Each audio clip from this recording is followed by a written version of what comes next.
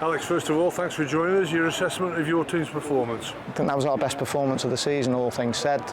Take away the result in terms of people naturally think if you win a game of football it's your best performance, but we've seen things today that we haven't seen in other games. More control in the game in terms of possession,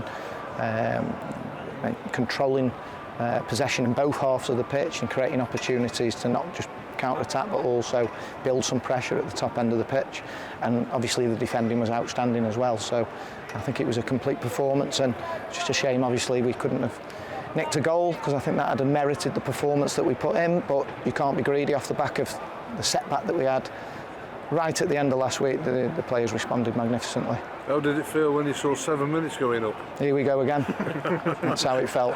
But I thought we had far more control in the second half when they obviously had possession in our half of the pitch than we did last week.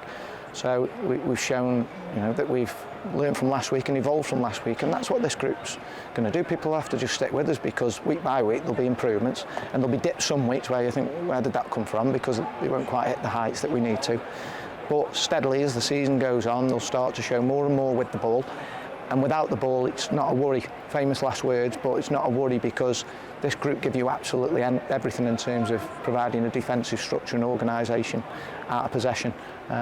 So yeah, it's a really good step forward, and I hope everybody who travelled got the money's worth. When you draw at Bradford City and it's your time to play them, you know what you're going to get at their ground, a real passionate set of supporters, some 16,000 of them. It's quite easy to just think, well, they'll be all right, but there's a lot of players have to stand a lot of pressure there, don't they? And you got that from a young side, really. Yeah, absolutely great. That's why we turned them as well. We wanted them second half to be shooting into an empty stand rather than a full stand, and I think that helped as well. Little psychological things help in terms of a game of football. And we told the players at the beginning, don't be worried about the noise levels. They get a corner, they get a free kick, they build a bit of pressure, and suddenly the players, because of the noise levels in here, will think, we're under the cosh here, we're under pressure, and they're actually not. Just because it's not 2,500 at Rochdale a few weeks back, the pressure's no different in terms of how intense it is, and they dealt with it really well. We changed shape towards the end. We had that in mind when Verdane Oliver came on, because I think we had more control defensively last week when Northampton were loading the ball into the box, and we felt that was going to be the way to see out the game, certainly in terms of keeping a clean sheet today. And that's why we made the change in terms of putting Billy on, because we get an extra defender for the first phase, we gain an extra midfielder for the second phase ball, and we managed to keep two up top, which gives us an opportunity to score and win the game. You plugged for Eli King to go in as his debut. Of course, it would be a hard decision. Carry on, unless Ball had been with you a bit longer. But he certainly warranted his performance, his place in the team on his performance. Oh, absolutely, it was a sensational debut from Eli. We know he's a good footballer. What we've also got is an incredible athlete as well, and Connor Thomas as a pair will cover more distance than any midfield pair in this league. In any given game, they're two outstanding athletes who can both play the game as well, which obviously is an added bonus, and those two formed a really good partnership in terms of providing a screen for the back four. They're able to be on the front foot to win the ball back as well, and I'm sure that partnership will only grow. He's such a level-headed boy. He made his debut, I think his full debut at Anfield in an FA Cup game in front of a full house, so if you can cope with that, we had no reservations about throwing him in straight away today.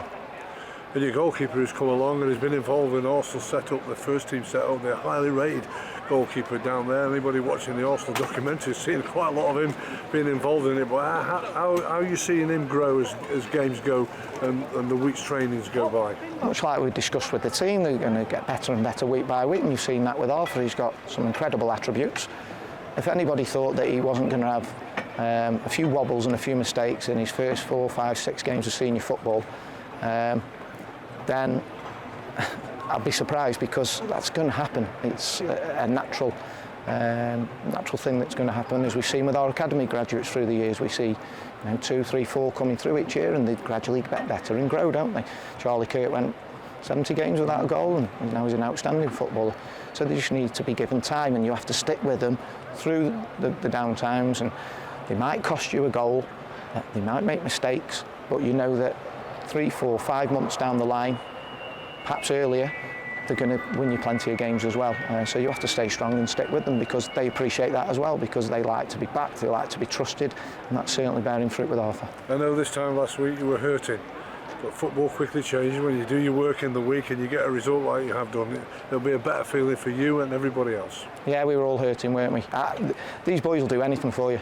You say run through a brick wall for them, they won't just do it once. They'll ask how many times you want us to do it. They're a sensational group who want to do well for the club, and we're going to build in terms of making us a better team with the ball as well, alongside what we've already created without the ball. And we're really pleased. People were tipping us to go down, weren't they? There was doom and gloom. I'm fortunate enough not to be on social media, and never will, but because I live close, and in all Sage you get to speak to people, and there was so much, obviously, negativity. There was a lack of optimism and belief in what was to come, understandably so, and I hope we've dispelled all that now. I don't know where we're going to end up. We know where we want to end up, so everybody needs to jump on for the ride, stick with us, and let's see where it takes us.